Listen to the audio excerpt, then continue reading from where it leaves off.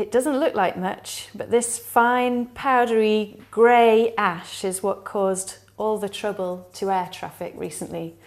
And this was generated by the Eyjafjallajökull volcano in Iceland. It wasn't a particularly unusual volcano or even a particularly big volcano. Why it caused all the trouble was a combination of the fact that it's covered by a glacier, and when the glacier melted in response to the volcanic eruption, we got very big explosions as the magma and water interacted. The other problem was the wind direction. And unfortunately, at that time of year, the wind tends to blow towards the UK from Iceland. So those two things made things very difficult.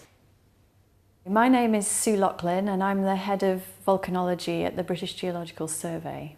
We went to Iceland. We actually stood under the plume with sticky tape and we just collected the ash that fell on the tape over that minute or 2 minutes. There's a very coarse, dark population of little grains, and there's also a very fine population of ash.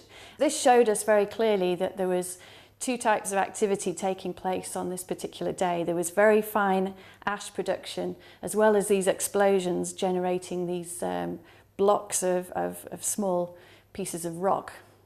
The very coarse material that comes out of the volcano, the heavy, dark, dense bits of rock, they fall very close to the volcano. So they cause a problem in Iceland, but not so much in the UK and Europe. It's the very fine ash that we were most concerned about. Well, the BGS was first involved in this situation in a big way from mid-April when the volcano exploded for the first time.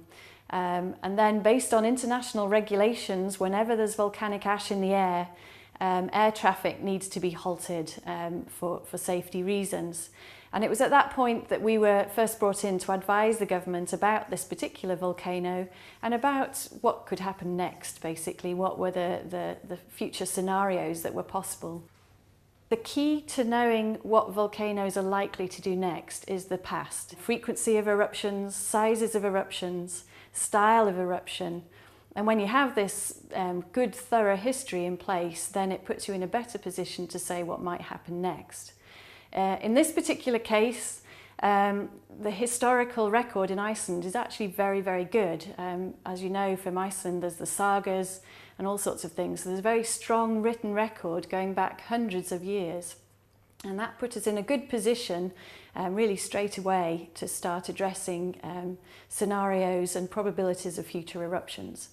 And all of this now is leading to more work.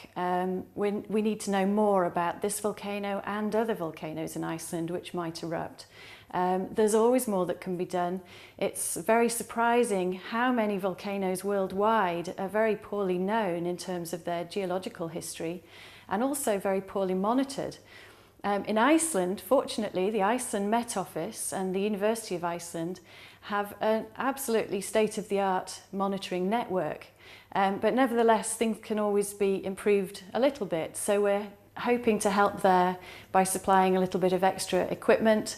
We've got some seismometers that are going to be installed to help with the monitoring process so that we have some really clear early warning. As I said, Iceland is already doing an excellent job in monitoring its volcanoes, so this is a case of just helping because obviously the impacts on the UK, we need to be aware as early as possible when something might happen at another volcano.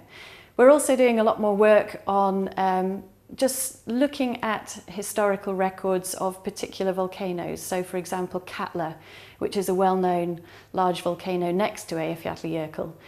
So finding as much information about that as we can with Icelandic colleagues and seeing what the implications of future activity might be there. A lot of other work is being done across the UK and even Europe and the United States into the behaviour of volcanic plumes. So that's the dust once it's reached the atmosphere. How does it fragment? How does it turn into this fine dust? Where does the dust go? What levels of the atmosphere does it reach? How does it behave once it's being transported by the wind? And how far does it go? So all of these processes and mechanisms of transport are also being the subject of much more detailed scientific research. The modelling of dispersion of this material, that's also of course being looked at very carefully by the UK Met Office and others. So there's a very great deal of work, of research being done, not just in the UK, not just in Iceland, but worldwide on this problem. The BGS have been involved in volcanic research for a very long time. We've been involved in mapping projects, in particular in Africa. So there was a Kenya project many years ago that lots of people here were initially involved in. We were then involved in monitoring the Soufriere Hills volcano in Montserrat for many years. From about 1996 to 2008, we had responsibility for running the volcano observatory. Since then, we've been involved in other projects, one of which is a project in Ethiopia looking at the Afar region and rifting.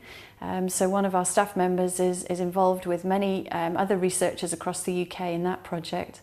We also have projects with European partners using, for example, remote sensing technology to help monitor volcanoes. So we're very much on the applied side at the moment, very much helping volcano observatories do their job.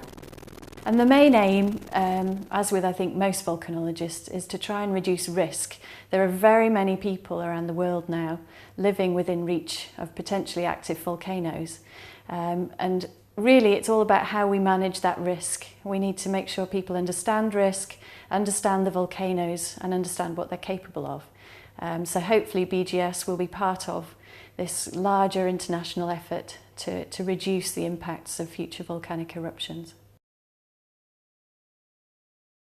It's Eyja Fjalla Jökull, and obviously I'm not Icelandic, so that's not perfect, but it means island, mountain, glacier.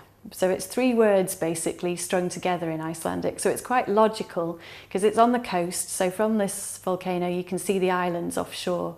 So it's a very logical name when you know how it's broken down. But I studied there for 4 years, so I had a lot of practice.